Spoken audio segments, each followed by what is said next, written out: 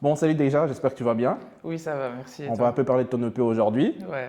Ikigai, hein? Ikigai. Je sais pas, on dirait que tu es congolaise, mais tu utilises des noms un peu japonais. Il faut un peu que Oui. tu nous expliques par rapport à ça. Mais avant tout, Ah, ah. présente-toi s'il te plaît. Ok. Donc, moi, du coup, je suis Uhum, une jeune artiste de Liège, j'ai 27 ans. uhum, Je fais de la musique professionnellement depuis 3-4 ans, uhum. mais je suis issu d'une famille musique, enfin, qui fait de la musique. Ma mère, elle faisait de la musique, mon père, il dansait et tout. Mais là, actuellement, du coup, je me professionnalise dans le milieu de la musique depuis, 3 ans. Et là, je sors mon deuxième EP, du coup, qui s'appelle Ikigai. Ok, mais parle-nous un peu de ton EP Ikigai. Franchement, bon, Hmm. j'ai pas encore demandé tes origines, mais est-ce que tu es congolaise? Oui, je suis congolaise et Ah, italienne. ah, italienne Ah, carrément, donc le ah, mélange. Ah, ah. super, super. Explique-moi pourquoi tu as choisi le nom Ikigai en fait. Du coup, oui, c'est un concept philosophique japonais et en fait qui comprend tout ce qu'on coche une fois que notre vie elle est bien alignée, donc ce qui nous fait du bien dans la vie de tous les jours, ce qui nous rapporte de l'argent, ce qui apporte du positif au monde. Et en fait, le concept d'ikigai, c'est ça en fait, c'est beaucoup de points qui s'alignent, donc comme je viens de dire par rapport au monde professionnel et au monde personnel, qui ramène à un point qui est l'ikigai. En fait, l'ikigai, c'est la validation de tous ces points-là. Et c'était un peu le mood dans lequel j'étais ces derniers temps. Donc, j'avais envie de mettre en avant ce concept que j'ai découvert récemment, quoi. D'accord. Et quel a été pour toi le déclic qui t'a poussé à créer l'EP en fait? S'il te plaît plus précisément. Alors, il faut savoir que quand j'ai commencé la musique, quand j'ai commencé à sortir des sons, j'ai vraiment eu des très très bons retours, très rapidement. J'ai sorti quelques singles, puis après, grâce à la plateforme Court Circuit, j'ai pu faire des programmes d'accompagnement, dont un qui s'appelle Urban 360, avec lequel j'ai fait ma première scène chez Tarmac. Puis après, j'ai rencontré des gens qui m'ont booké pour les Ardentes, les Francopholies. Enfin, c'est passé super vite, ça allait très vite et j'ai eu beaucoup beaucoup de retours positifs. Et je me suis rendu compte qu'il y avait un truc à aller chercher dans ce milieu-là, dans le milieu de la musique. Donc du coup, ça m'a donné confiance. Je me suis rendu compte que ça faisait du bien aux gens, qu'il y avait vraiment beaucoup de retours positifs. Et donc du coup, de ce fait-là, le concept Ikigai, en plus, il m'a apparu, je pense, en lisant un article, en étant sur Facebook, hein. C'était pas du tout une recherche visée pour découvrir ça. Et je me suis dit que tout s'alignait, tout était fait pour que je puisse parler en fait de ça, du fait qu'une fois qu'on est aligné, qu'on fait la bonne chose au bon moment, euh, il faut pouvoir l'exprimer, en jouir et être fier de ça, quoi. Là, on va plus s'orienter sur l'aspect émotionnel de ton EP. Tu dis que cet EP est nourri par des sacrifices et des remises en question. Lesquels ont les plus compté selon toi? Alors, dans les remises en question, je dois avouer que bah, c'était plus au niveau de la confiance, on va dire, en moi. Parce que dans l'EP Ikigai, j'aborde des thèmes comme la peur et les doutes. Mhm.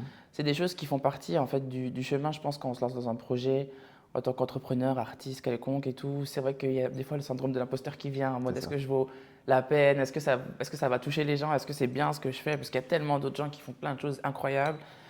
Et donc du coup, ces remises en question-là, elles ont fait partie du chemin, hein, parce qu'effectivement, là, je parlais du côté, voilà, je sais que c'était fait pour moi, etc. et tout, mais à travers ce chemin-là, il y a eu beaucoup de doutes, il y a eu beaucoup de peur par rapport au fait de ne pas être assez. Et donc du coup, c'était des remises en question plus personnelles par rapport à ce que je pouvais apporter, pas ma valeur, on va dire, moi, en tant qu'être humain, mais plus mon art, est-ce que ça allait toucher, est-ce que c'était bien fait. Et les sacrifices, bah, c'est surtout le fait que j'ai arrêté de travailler pour faire de la musique. Je me suis mis à 100% dans le monde artistique pour justement avoir le temps de produire, d'être sur scène, etc. Donc c'est des sacrifices qui valaient la peine, qui valent toujours la peine, même si la vie est dure. Très dur Mais même. c'est tout ça en fait que j'aborde. C'est le côté effectivement, on est aligné, on fait les bonnes choses, mais il y a aussi le côté objectif à prendre en compte qui est que c'est pas tous les jours facile, c'est pas tous les jours je me lève, je slay et tout. Non, il y a beaucoup de remises en question et c'est ce que j'aborde dans l'EP, tout en étant positif bien sûr, mais en restant réaliste. C'est ça un peu que j'aborde dans l'EP.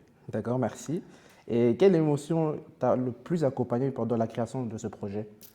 L'affirmation, vraiment, l'affirmation de soi.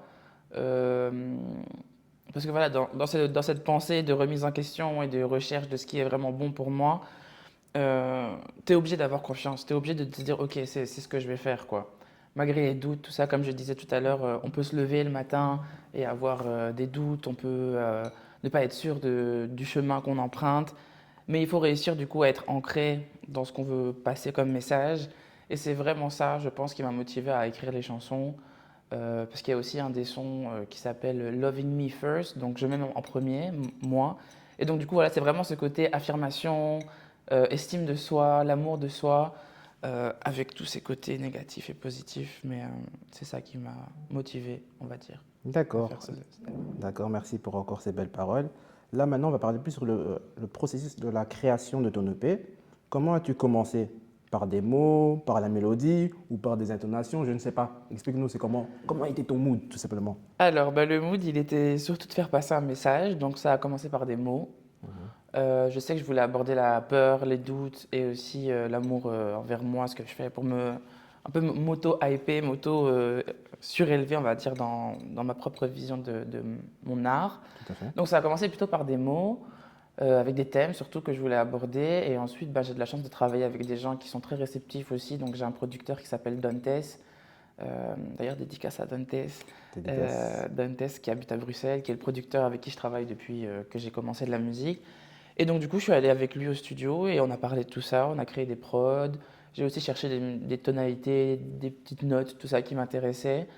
Et on a aussi pu réarranger tout ça avec le groupe Ivy avec qui je travaille. Donc, on a pu encore plus rendre profond, encore plus tout le côté musicalité. Mais on va dire que je commençais surtout avec des thèmes et des mots. Parce que je compose pas de musique moi personnellement. J'adore la composition et tout, mais c'est pas mon domaine. Donc j'avais surtout des mots, des top lines, des flows que je voulais mettre, mais tout ce qui était musicalité, j'avais surtout envie de transmettre le message que je voulais passer. Et les gens qui composaient avec moi, bah, ils ont réussi à transmettre ça en instru, quoi. Et c'était super. Donc, Cool, on voit que tu es bien vraiment entouré, hein? ouais, bah, c'est important. C'est très C'est- important d'être bien entouré parce que quand tu as une idée en tête et que tu n'as pas les moyens de la produire, enfin de la réaliser entièrement, il faut savoir déléguer. Il faut savoir aller demander à des gens qui sont compétents dans leur domaine. C'est ça. Je trouve que c'est hyper important. Même si des fois notre ego, il a envie de dire ouais, je peux faire tout toute seule, je peux apprendre tout. Déjà, c'est lourd C'est très d'apprendre lourd. tout, d'avoir toutes les arcs enfin toutes les cordes à son arc. C'est long. Et c'est beaucoup mieux de travailler en équipe parce que bah, du coup, en plus, tu rencontres des Tout à gens, tu fait. as de la reconnaissance pour le travail et tout. Donc, pour moi, c'est beaucoup plus important de travailler avec des gens qui croient en ton projet. C'est ça. Donc, voilà. Nickel. Et quel a été, on va dire, le morceau le plus complexe à finaliser et pourquoi? Alors, j'avais envie de dire le son qui s'appelle Vision, que j'ai pas encore publié. Donc, c'est vraiment un son qu'on ne connaît pas, qui sortira du coup le 28. Il a été plus compliqué parce que c'est un son un peu plus mouvementé. Il y a un moment où je kick un petit peu dedans, pas kick en mode rappeur. Oh, tu rappes? Non, je rappe pas. Mais c'est un flow un peu plus saccadé, tu vois. Ok, Et c'est vrai que c'était un peu plus compliqué pour moi. J'avais envie de faire un son un peu plus pop, un peu plus bougeant et c'est tout. ça. Mais moi, j'ai l'habitude de faire des vibes, des textes un peu plus longs, des mélodies un peu plus soivées, douces et tout. Et là, je sais pas, la prod qu'on m'avait fait, elle était super sympa. Et je me suis dit, un petit défi. C'est un son qui dénonce aussi genre, le fait d'être honnête, que les personnes en face de moi soient honnêtes et que moi aussi je sois honnête, parce qu'on n'a pas le temps de chipoter dans C'est des ça. non-dits et tout. Donc, il aborde un peu ça, le Mhm. son. Et c'était un peu plus compliqué pour moi de le faire parce que voilà, c'est pas un flow dans lequel je suis habituée de poser. Mais au final, je suis très contente du rendu. Et même sur scène, lorsque je l'ai fait, parce que je l'ai fait 2 fois sur scène, c'était sympa à faire. Mais un petit défi parce que c'était un flow un peu plus différent, quoi. Mais je vous laisserai découvrir ça. Petite surprise. Super, super. Et est-ce qu'à un moment donné, tu t'es dit, OK, j'ai trouvé enfin l'âme du projet quand tu as vraiment finalisé certains morceaux? Ah oui, oui, oui. Mais c'est particulier parce que j'ai eu ça lorsque j'ai fini le projet et que j'ai commencé à créer le concept de Icky Night, qui est du coup le concept où j'avais envie de faire des concerts dans la ville de Liège et aussi d'autres villes pour présenter mon projet parce que je savais que j'avais ça à faire passer ce dont je parlais tout à l'heure par rapport à tout le chemin pour arriver à ce point d'ikigai là. J'avais envie de le transmettre et je me suis dit que la meilleure façon de montrer que j'étais prête, c'était de le partager avec des gens. Donc en mai 2025, on a fait la première Iki Night où j'ai présenté en exclusivité ce projet-là. Et ça a été très bien reçu. On a fait une scène ici à Liège, à côté du musée de la Vie Wallonne, sur une place publique. Et il y a eu plein de gens qui sont venus. C'était super bien et j'ai eu des très bons retours. Et là, je me suis dit que c'était vraiment un bon projet. Mais c'est marrant parce que du coup, à travers ça, encore une fois, ce que je dis dans l'EP, c'est vraiment produit dans la vraie vie. C'est que tout ce qui est doute, peur et tout sont revenus même après ça. Et donc, du coup, même si j'ai sorti cette EP, enfin, j'ai fait la première scène en mai, là, je le sors qu'en novembre parce qu'il y a eu beaucoup encore de remises en question Wow. après. Donc, oui, j'étais prête, j'étais déterminée à propager, partager ce que j'avais à dire. Mais malgré tout, il y avait quand même des moments de doute, tout ça et tout, qui sont revenus, mais là, qui sont repartis. C'est fluctuant, quoi. C'est ça. Super. Mais merci pour vraiment encore ce partage, tout simplement. Merci. Là, on va rentrer plus sur le domaine musical. Ouais. Comment tu pourrais décrire, on va dire, Ikigai sur une couleur? Donne-nous 3 couleurs qui pourraient définir Ikigai, ou peut-être une, hein, je ne sais pas, hein. Ok, bah écoute, moi ma couleur c'est le orange.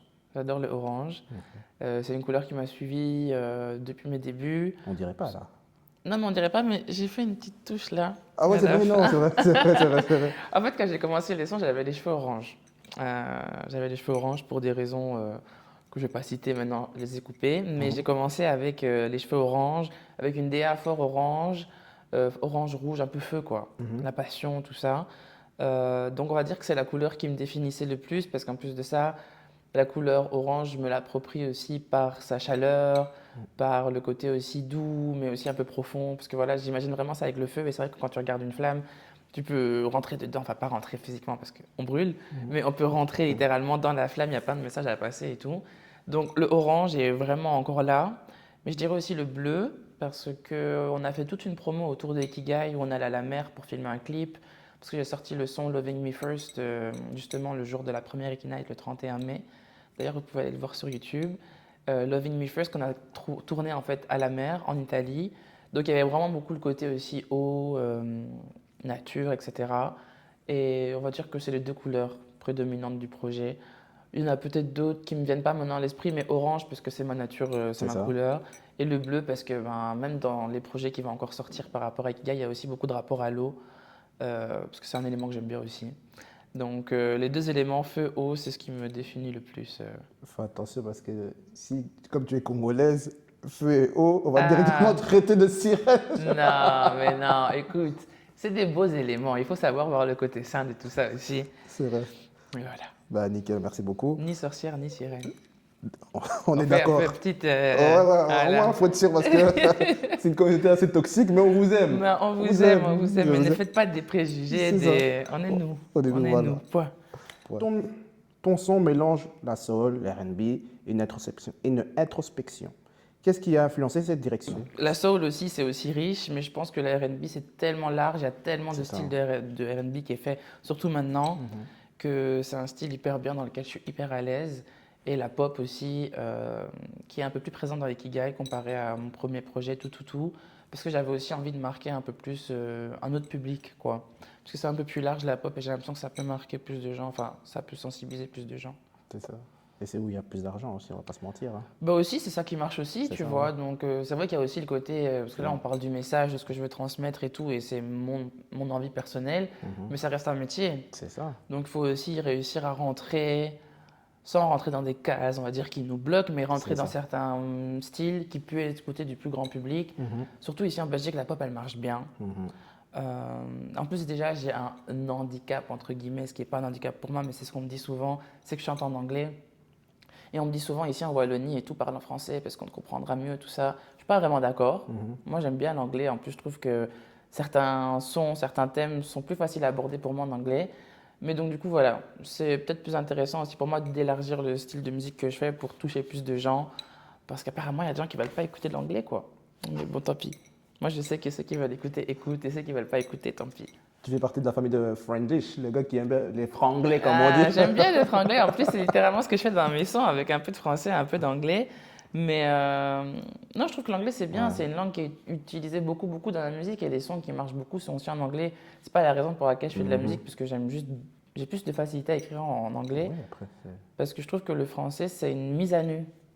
C'est vraiment, c'est tellement riche la langue française, il y a tellement de mots pour définir chaque c'est vrai émotion en plus. que tu peux vraiment être très très très explicite sur comment tu te sens. Alors que l'anglais, on peut aussi rester un peu dans le côté mystérieux et tout. Et c'est encore un challenge pour moi. Là, j'essaye d'écrire en français pour être un peu plus euh, transparente, on va dire, sur mes émotions. Mais l'anglais, c'est une zone dans laquelle je suis bien. Y a-t-il une nouvelle facette de ton identité musicale que tu explores pour la première fois ici? Ouais, ouais, justement. Il y a le côté pop, quoi, comme je disais, que j'ai pas vraiment abordé dans mes anciens sons, parce que j'ai vraiment commencé avec le côté R&B, soul et tout. Et là, dans Ikigai, il y a des morceaux un peu plus pop. Loving Me First, le son que j'ai sorti, dont le clip dont je parlais tout à l'heure, Il a un peu des inspirations avec un rythme un peu plus funky, tout ça. Et Vision aussi sort un petit peu de ma zone de confort. Donc, ouais, j'ai essayé de tester de nouvelles choses et c'est pas fini. Je pense que je testerai encore. Mais on va dire que ouais, là, Ikigai, c'était vraiment une nouvelle ère, quoi, que j'avais aussi envie de, dans laquelle j'avais envie de, enfin, une nouvelle ère dans laquelle j'avais envie de rentrer Mhm. pour aussi prouver que j'avais aussi d'autres facettes à montrer, quoi. D'accord. Et là, on va rentrer plus maintenant dans le côté symbolique du projet. Yes. Qu'est-ce que l'ikigai t'a appris sur toi-même? Alors, il faut savoir que justement, quand j'ai découvert le concept de Ikigai, c'était vraiment à un moment où ma carrière, ça se passait super bien, quoi. Il y avait plein de bookings, Mhm. il y avait beaucoup de gens qui étaient réceptifs à la musique, j'avais beaucoup de retours et je me rendais compte en fait que la carrière dans la musique pouvait vraiment être quelque chose de viable pour moi. C'est ça. Et quand j'ai appris le concept, je l'en avais déjà entendu parler, bah, parce que c'est quand même un concept qui est. Il y a des livres qui sont faits là-dessus, dans des émissions de télé, on en parle et tout. Enfin, c'est pas un concept niche, quoi. Mhm. Et quand j'ai commencé à dig un petit peu dedans et tout, je me suis rendu compte qu'en fait, c'était vraiment ce que je vivais. Parce qu'il y a vraiment le côté, voilà, ce qui fait du bien aux autres. Donc, avec les retours que j'ai reçus, même mon entourage me disait que voilà, c'était bien. Moi-même, ça me faisait du bien aussi. Donc, ça faisait du bien aux autres. Ça me donnait une raison de me lever le matin avec voilà, mes ambitions, etc. Il y a aussi le côté financier, professionnel, ce qui me fait rapporter de l'argent, etc. Et aussi l'impact que tu as sur le monde. C'est ça aussi un des points de l'ikigai. Et avec les retours que j'ai eus, avec des échanges que j'ai eus avec plein d'autres gens, je me suis rendu compte que les textes que j'abordais, les thèmes que j'abordais dans mes textes, c'était des choses qui pouvaient faire aussi du bien aux gens. Et ça me faisait aussi du bien à moi d'aborder certains textes, parce que je dis souvent que ce que je dis dans mes chansons, c'est ce que j'aurais aimé entendre plus jeune. Donc en fait, ça réunissait vraiment tout. Et c'est aussi un petit peu un signe de l'univers, en mode que j'ai Mhm. découvert ce concept-là à ce moment-là. Et c'était pour un peu rendre honneur en fait à ce concept qui je trouve hyper intéressant. Et d'ailleurs, ce qui est marrant, c'est depuis que j'ai découvert ça, je vois Ikigai partout. Je vois des trucs écrits Ikigai partout. Je vois des livres sur Ikigai. Je vais dans des conventions, il y a écrit Ikigai. Dans des salles de réunion, le thème c'est Ikigai. Enfin, et on le voit un peu partout, quoi. Je sais que c'est un phénomène qui existe. Une fois qu'on est au courant de quelque chose, on commence à le voir partout. Mais ça s'est passé aussi pour Ikigai. Et du coup, je suis hyper contente d'avoir fait ce choix. Et je trouve que c'est quand même assez cohérent avec le message que je veux passer. Et c'est aussi authentique avec dans l'état d'esprit dans lequel j'étais, quoi. Ok, d'accord. Selon toi, pour une personne lambda qui voudrait écouter ton EP, quel serait, on va dire, pas l'intérêt, mais quelle vibe tu voudrais qu'ils comprennent à travers ton projet en fait? C'est une bonne question. J'aimerais bien que la personne qui me connaît pas ou qui me connaît et qui ne sait pas ce que j'aborde puisse être conscient que ce que je ressens, c'est un truc que beaucoup de gens peuvent ressentir. Mhm. Voilà, j'aborde les peurs, les doutes, l'affirmation et voilà, le fait de pas trop avoir le temps pour les trucs qui viennent nous polluer l'esprit. C'est des choses qui peuvent faire du bien en fait. Donc, si on tend l'oreille, si on regarde un peu les paroles et tout, c'est quelque chose qui peut juste te faire te rendre compte qu'en fait, ce que je vis, ce que tu vis, ce que la personne dans la rue vit, c'est des choses sur lesquelles on peut tous se rejoindre. Et ça peut faire du bien, en fait, d'entendre quelqu'un parler de tout ça. Et je pense que voilà, le message que j'aurais à dire, c'est soyez curieux, allez voir un petit peu ce dont je parle. Je pense que c'est des thèmes qui nous touchent un petit peu tous. Et, euh, et voilà, c'est universel, mais à la fois c'est enfin, axé sur moi, mon vécu, mais je pense que c'est des choses que beaucoup de gens peuvent comprendre parce que c'est juste le chemin d'un être humain quoi, qui a ses états d'esprit, ses états d'âme, positifs comme négatifs. Donc je pense que ça peut être intéressant de mettre un peu de curiosité là-dessus. Voilà, Merci beaucoup encore pour ce merci. beau message. Et sur ton EP, quel est, on va dire, le morceau le plus intime selon toi? Et pourquoi? Hmm, Il y a un son qui s'appelle Doubt. D'accord. Doubt, doute, quoi. Ok. Ça va, Ah, c'est pas profond. compliqué. Ah ouais, ouais. Bah, qui parle justement des doutes en fait dans lesquels je me suis retrouvée lorsque j'ai commencé à faire de la musique, lorsque j'ai écrit aussi cette EP, quand j'ai commencé à vouloir être plus intime, on va dire aussi dans mes textes. C'est vraiment ce que j'aborde en fait là-dedans. Donc, je parle justement de cette ouverture, d'être un peu plus explicite, authentique dans mon ressenti. Mais je pense que c'est la chanson la plus intime que j'ai fait jusqu'à présent. Et donc du coup, voilà, je pense que c'est Doubt. D'accord. Si tu devais choisir une chanson pour représenter l'ensemble du projet, ce serait lequel et pourquoi encore? Alors, celui que j'utiliserai, c'est Loving Me First, c'est celui que j'ai sorti. Ouais, c'est ça. Parce qu'en fait, dedans, j'affirme que la vie avance, hein, mais on n'a pas le choix de se mettre en priorité. Il faut se mettre en priorité, c'est-à-dire assumer ses émotions, assumer ce qu'on veut faire, ne pas fuir, on va dire, derrière des opportunités, et aussi comprendre que donc du coup, malgré ce que les gens veulent dire, c'est toi qui restes en priorité, quoi. Ça résume un petit peu aussi le mood. Mhm. Donc c'est, on va dire, le son que j'ai envie de promouvoir. C'est celui d'ailleurs que j'ai sorti en premier pour Mhm. justement faire vivre un peu le projet avant la sortie. Parce que je trouve que c'est important de prôner aussi l'amour de soi. On en parle souvent des fois, voilà, quand on met des textes du style, voilà. Enfin, c'est des choses qu'on aborde même dans des conversations en mode, voilà, moi ça me plaît pas, donc je vais pas là-bas. On met des limites, on parle de tolérance, un peu moins. Attends, je recommence. T'inquiète, vas-y. C'est des thèmes qu'on aborde même dans la vie de tous les jours. Quand, par exemple, les gens ils parlent de tolérance, on met moins de tolérance pour parce que quand les gens abusent de nous, de notre gentillesse, de notre confiance, etc. Et c'est vraiment ça en fait que j'aborde dedans et je pense que ça peut toucher beaucoup de gens. Mais c'est un message beaucoup plus global, quoi. C'est pas aussi intime. C'est vraiment plus une hymne à la confiance et à le fait de mettre de l'estime dans soi et de l'affirmer sans forcément être dans une prétention quelconque, juste affirmer que on doit être le personnage principal de notre vie, même si c'est une phrase qu'on entend beaucoup, mais c'est au final, c'est un peu ça le message, quoi. Il faut être le personnage principal de notre vie et il faut savoir le dire sans honte, sans culpabiliser, quoi. D'accord, ben encore merci beaucoup. On va parler un peu du projet, mais de tout ce qui est un peu autour, hein, parce que tu as créé quand même un concept qui est de créer des Ikigai Yes. avant même que ton projet soit sorti. Ouais. Pourquoi? Et quel était l'objectif? Bah, l'objectif, c'était de promouvoir le projet déjà. Mhm. Premier but, promouvoir, partager les sons en exclusivité. Parce que je savais que j'allais le sortir dans les environs de mai-juin. Au final, je le sors en novembre. Mais c'était vraiment pour promouvoir le projet, aussi faire un truc intimiste avec les gens qui étaient invités. Bon, c'était public, hein, mais j'ai envoyé personnellement des invitations. Et pour ceux qui voulaient un peu venir voir sur quoi j'avais travaillé, parce qu'il faut savoir qu'entre le premier EP et le deuxième EP, ben, j'ai aussi rencontré des musiciens avec qui je travaille, le groupe Ivy. Donc, mon set, mon interprétation des chansons a totalement changé depuis. Mhm. Donc, je fais mes scènes avec des musiciens maintenant. Donc, on Mhm. réarrange mes chansons. Donc là, c'était aussi une manière de présenter le projet avec des musiciens, en fait. Donc, Mhm. le faire vivre avec des intros, des interludes. Mhm. Et c'était tout un concept que j'avais envie de présenter parce que c'est un projet dans lequel je me suis fort investi. C'est ça. Et le fait de pouvoir le présenter en concert un peu intimiste comme ça, c'était aussi une façon d'offrir, on va dire, le projet un peu d'une façon C'est personnalisée, ça. quoi. Et le concept d'Ikinai, du coup, il est né de cette collaboration avec les musiciens. On avait envie de partager ce projet-là parce qu'on a vraiment travaillé dessus sur les arrangements et tout. Et j'avais envie de le promouvoir, surtout dans ma ville. Le premier s'est fait à Liège, le deuxième à Bruxelles. Et lorsque j'aurai sorti le P, du coup, en 2026, je ferai les autres aussi. Et il faut savoir que donc, du coup, le concept Ikina est un concept de concert, mais c'est aussi un concept avec plusieurs thèmes. D'accord. Et donc, du coup, chaque Ikina a son thème avec sa couleur, son code couleur. Et donc, du coup, là, on est au deuxième. Le prochain, ce sera la passion. Et, euh, et je suis contente de pouvoir le, le partager. Et aussi, c'était aussi une manière pour moi aussi de rajouter un autre artiste parce qu'il y avait une première partie à chaque Kitty Night. La première, c'était Jaffa, une artiste de Liège que j'aime beaucoup.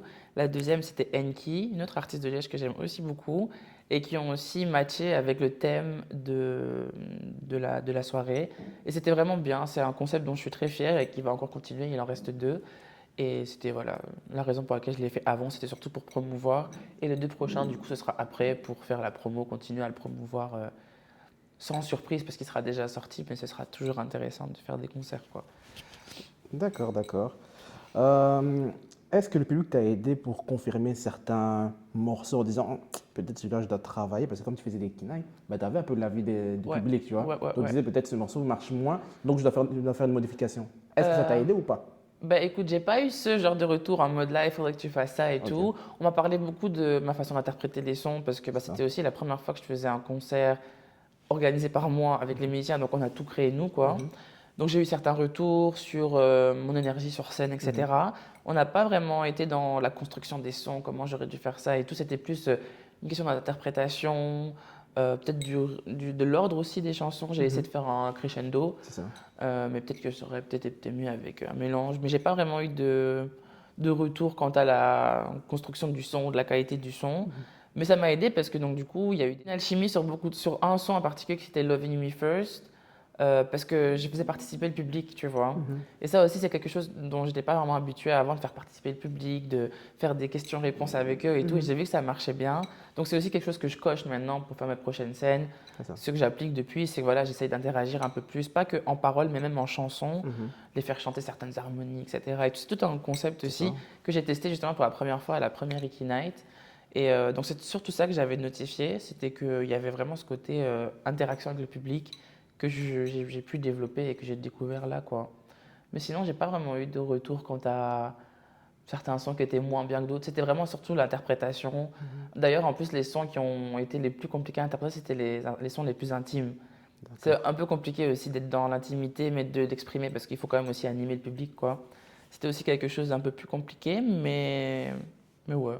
J'ai principalement eu des bons retours. Je suis très contente d'avoir eu ce genre de retours-là et des retours constructifs. Mais sinon, non. Mais c'est bien passé, quoi. Donc, je suis Ça content. va, comme on Ouais. dit gloire à Dieu, hein. Ah, exactement. Bah, c'est super. Bon, ton EP sort le 28, c'est ça? Vendredi 28, ouais. À quelle heure? Vendredi 28 à minuit, il est dessus. Si Euh, tu es sur ton Spotify, Enfin, il sera Apple, là. donc il n'y a pas de discrimination, 10 heures. Non, non, non, non, non, il faut savoir que moi, je l'ai mis sur toutes les plateformes. Ok. Donc, si tu as Spotify, si tu as Apple Music, si tu as YouTube Music, Mhm. c'est partout. Et je pense que ce sera normalement disponible à minuit. En tout cas, il est enregistré pour être à minuit. Ok. Après, il se peut que techniquement, il y a des choses qui ne marchent pas, mais dans la logique des choses, dès que le 28 passe à 00, il est disponible. Ok. Et tes prochaines dates, où on peut te retrouver concrètement? Alors, les prochaines dates officielles, c'est le 19 décembre Mhm. à Monceau-sur-Sambre, au marché de Noël, c'est à côté de Charleroi. J'ai été booké par des gens de la culture enfin, de la ville. J'ai été booké du coup par des gens du milieu culturel à Charleroi pour faire cette scène-là, donc c'est super. Et en 2026, du coup, on reprend les Key Night. J'ai pas encore de date officielle à annoncer, mais il y en aura une très prochainement, Mhm. avec un nouveau guest, avec un nouveau concept et une autre interprétation des sons aussi, parce qu'on rentre dans un côté un peu plus funky. C'est ça. Et donc voilà, mais ce sera partagé en temps et en heure dès que la date sera validée. Mais la prochaine date confirmée, c'est le 19 décembre à Monceau-sur-Sambre. Et quelles sont tes attentes pour l'année 2026? Parce que bon, cette année, ça se termine. Ouais. Mais bon. J'ai beaucoup d'attentes pour l'année 2026. J'ai envie de faire vivre le projet Ikigai. Mhm. J'ai envie de le propager au max. J'ai envie de le faire sur scène au max, de travailler cette scène-là, ce set-là. Parce que je pense que dans le rythme de sortie des sons et tout, on a des fois tendance à vouloir tout le temps sortir, sortir, sortir. Alors que des fois, faire vivre un projet, et justement, comme tu disais, tu sais, les retours et tout, par C'est ça. exemple, ce son-là, il pourrait être mieux. J'ai envie d'avoir ça, j'ai envie d'avoir des échanges, j'ai envie de travailler aussi sur comment j'interprète mes sons, et j'aimerais bien le faire vivre toute l'année, Mhm. le réadapter. Il faut savoir aussi que du coup, c'est un EP avec instru, c'est pas en acoustique, mais j'ai aussi enregistré 2 sons avec les groupes Ivy en acoustique. J'aimerais bien tout le faire en acoustique et aussi le ressortir Ah ouais. pour le faire aussi vivre d'une autre façon avec une autre couleur, quoi. On appelle ça un remix, c'est ça, hein? Ou c'est un remix ou une version acoustique, quoi, Ah, bon, version live, c'est version ça. acoustique. Version live, c'est ça, ouais. C'est ça. Et ça peut aussi être un remix s'il y a d'autres touches, mais là c'est juste un réarrangement de l'instru, C'est donc ça. on appelle ça une version live, Merci. version acoustique. Tu m'as appris quelque chose, hein? Ben voilà, tu te coucheras avec une nouvelle information en tête. Donc le but c'est ça, c'est de faire vivre le projet, de le modeler, tu vois, à Mhm. comment le rythme de la vie fera, mais vraiment toute l'année je vais me focus sur ça. Bien sûr un peu de créativité sur le côté parce que la production elle ne s'arrête pas, mais je compte rien sortir en 2026, peut-être un single par-ci par-là parce que j'ai des sons qui attendent, mais ma priorité c'est de mettre en avant Ikigai parce que c'est un son enfin, c'est un EP sur lequel j'ai beaucoup travaillé et j'ai pas envie de le laisser se faire oublier parce qu'il y a tellement de sons qui sortent, il y a tellement de qui sortent Ah, que tu peux vite du coup passer à la trappe avec. c'est vrai, Puis il y a des artistes incroyables qui sortent des projets incroyables, donc du coup tu peux vite passer à la trappe. c'est ça. Et j'ai envie de donner toute la chance au projet de se faire entendre partout, aller les faire peut-être aussi dans d'autres pays, en France par exemple, la scène française ça m'intéresse beaucoup. C'est vrai. Donc si possible, voilà, le faire vivre au maximum et faire en sorte qu'il soit rentabilisé à tous les niveaux, quoi. Mhm. Donc, voilà. Ben, merci beaucoup d'avoir accepté mon invitation. Bah, merci à toi d'avoir pris le temps de poser ces questions qui étaient super cool.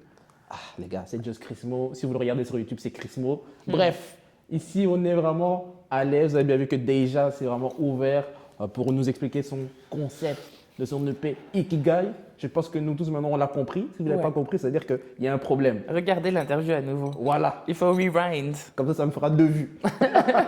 En même temps, moi aussi, je dois manger. Ah. Non, les gars, voilà, c'était super. N'hésitez pas à liker, à partager et aller sur sa page Instagram. Activez vraiment les cloches. Je ne sais Tout pas ce si... qu'il faut, tout ce que- abonner, clocher, liker, T'as un YouTube? partager. J'ai un YouTube déjà, DEIJA. Instagram, DEIJA. Twitter, non pas Twitter. Non, Twitter c'est trop c'est personnel, trop désolé. Tout, Spotify, YouTube, tout c'est déjà. Vous tapez déjà avec le i tréma et vous me trouvez. Voilà, les gars, c'est simple. Allez. Merci. Ciao, ciao. Ciao. Merci beaucoup.